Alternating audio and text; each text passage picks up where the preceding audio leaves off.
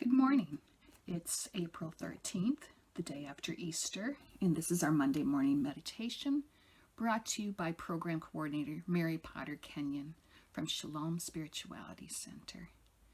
When I'm planning these meditations throughout the week, I pay attention to Bible verses that are popping up or that I'm seeing more than once.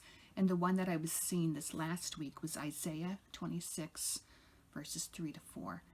You keep him in perfect peace, whose mind is stayed on you, because he trusts in you. Trust in the Lord forever, for the Lord God is an everlasting rock. So when I went to write that Bible verse in my journal last Thursday, I realized I was filling the very last page of that journal. When I put it into the cabinet where I keep my journals, and I looked for another one to start the next day, I couldn't find any. And I looked all over my house because I was certain I had some empty journals still on hand. And I started to feel a little bit panicky. And I wasn't sure why, because I have plenty of paper throughout the house and I have lots of notebooks. So why was I feeling this sense of panic?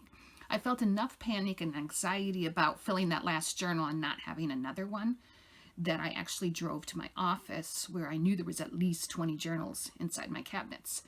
And when I got there, I realized why they were in my cabinets for my classes and not at home, as they didn't appeal to me. The pictures on the front, or they were blank, that just didn't appeal to me. I like to have a certain looking cover, no lines in some of them, and I like to have lines. And I knew I was being ridiculous, but I still felt this sense of panic and anxiety over not finding the perfect journal.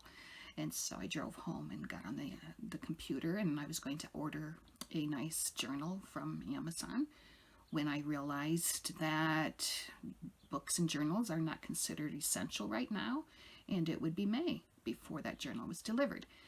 And so, yes, feeling a little bit ridiculous, I called a local independent bookstore. I knew they were doing curbside delivery for a couple hours every day, and I called them with my journal emergency.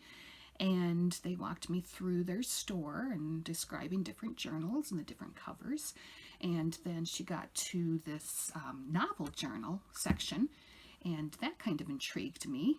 And each of the journals would have the lines in the journal were actual text from this author from these books.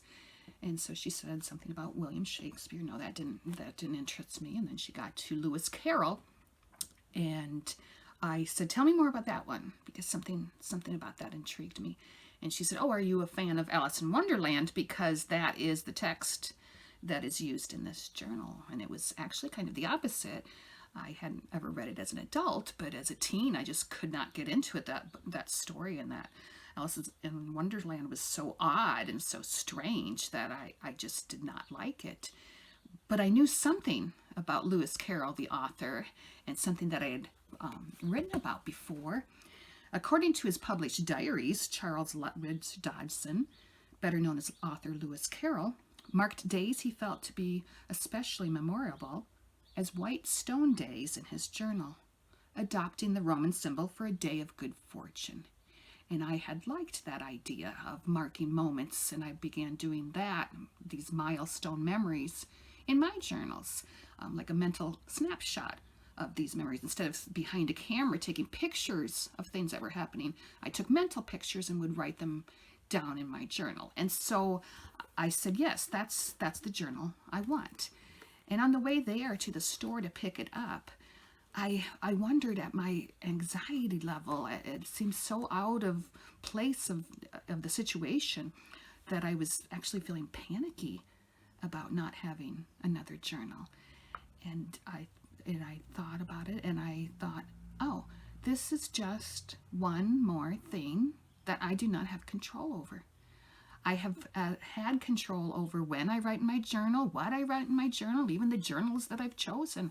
That has been in my control. But now here in this very uncertain time, I was losing control of one more thing. And so I picked up the journal and I came home and I immediately wrote that Bible verse down in my journal, the Isaiah 26 verses 3 to 4. And I looked at the cover of this journal, And on the front cover is a saying from Alice in Wonderland. I've believed as many as 6 impossible things before breakfast. And that made me think about another Bible verse, Matthew 19, verse 26. Jesus looked at them and said, with man this is impossible, but with God all things are possible. And that made me wonder, was Lewis Carroll a Christian? And it turns out he was a very, very spiritual man. And I thought about that Bible verse, and I thought about this lack of control we have and how we are to trust God in everything. And I do believe in impossible things. I've seen impossible things happen in my life. So I thought maybe this is exactly the journal I need to have right now, because this is a very odd and unusual time. And this inside of the book, the picture on the inside of the book, I mean, that's an odd and unusual picture, but that looks a little like the coronavirus symbol we're seeing in the news. And then this felt like the right journal for the right time. And I thought again about Carroll's idea of marking important moments and milestone moments. And I thought, we do not have control over this virus. We do not have a lot of control, but what we do have control of is how we are going to respond and what we are doing. Are we staying home if we are able to? Are we wearing masks if we go out, if we have to go out in public? Are we being kind to people and more patient with people? Are we thanking people for what they're doing? We do have control over that, and we do have control over trying to find something good in all of this. Good that we can mark those milestone moments. And I thought about how blessed I am to be able to work from home, and how when the sun is out I can take walks, and how I have been pushed into learning about Zoom meetings and online things that I might not have looked into otherwise, or I would have procrastinated, and also to appreciate the things that I have. If I was able to see my grandchild and my daughter from California on Easter because of the Zoom meeting. I was able to enjoy a coffee with sisters that I hadn't been able to do for more than 2 years since I moved away from the town where they gather for coffee once a week. But thanks to learning the Zoom, I was able to do that. So there's things we can be thankful for and that we can mark as a milestone moments. Maybe things that wouldn't have happened otherwise, maybe things that we've taken for granted. That we have control over, to not take things for granted. And so I hope that you are finding some white stone moments in this time, and that you are staying healthy and staying safe and staying strong. And I will see you next Monday. Thank you.